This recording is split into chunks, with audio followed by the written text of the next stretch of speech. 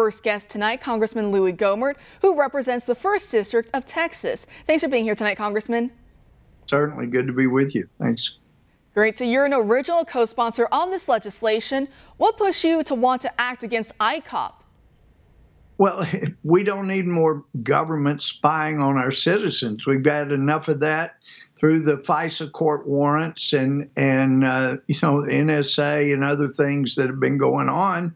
And also, I had just had a first-class letter I sent from Tyler, Texas to Austin, Texas, take over 3 weeks. So it mystified me. I don't know what they're working on, but it must not be just delivering the mail. And then you find out this program is spying on Americans, reviewing social media, trying to find things that they can report about media. I mean, as I've said before, the only thing that Orwell got wrong was the year. It wasn't 1984. It's now. But for the government, it's like the Ministry of Love and the Ministry of Truth. I mean, for heaven's sakes, it's the American government spying on Americans. And the last thing we need is the post office doing that spying.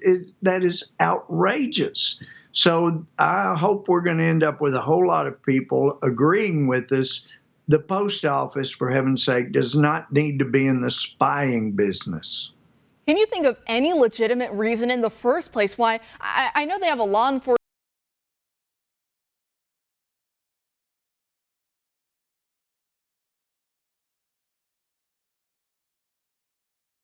online posts on Facebook or Parler or Twitter. Can you think of any legitimate reason why they were doing this in the first place? Well, the post office has always investigated fraud, mail fraud specifically.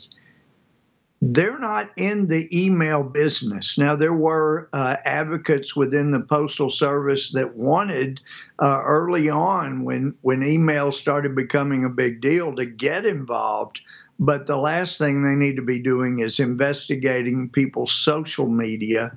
The only legitimate investigation would be for mail fraud and not email fraud. That's not their job. But it does, again, it does explain when they're wasting that much time and effort investigating social media on Americans, then they're not doing the job they were created to do. And it explains a lot about their incompetence. But I had a regional manager for a number of states explaining to me that I just didn't get it.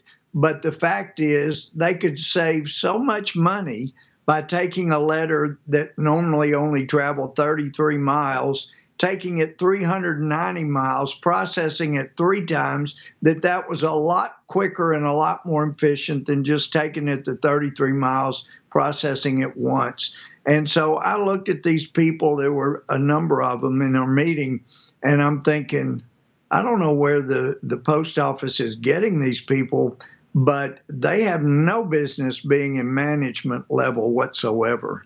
And now we find out they're also spying on Americans. They're building a case for why we shouldn't have a post office, and I have been a postal office advocate for many years. And would you like to hear from the Postmaster General, Louis DeJoy? Have you heard from him in the first place, and would you like to hear from him in the future if you haven't already? No.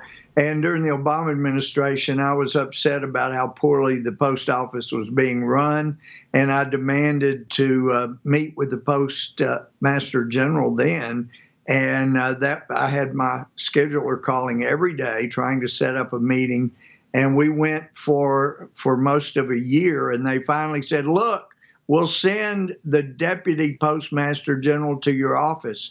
I said, no, I want to talk to the Postmaster General. I'll come to his. And anyway, we ended up agreeing. They sent the Deputy Postmaster General. But I don't know. They've got deeper, darker secrets, apparently, than the NSA.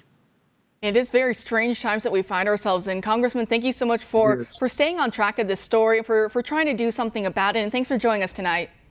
I appreciate so much your reporting this. That is so critical. Thank you.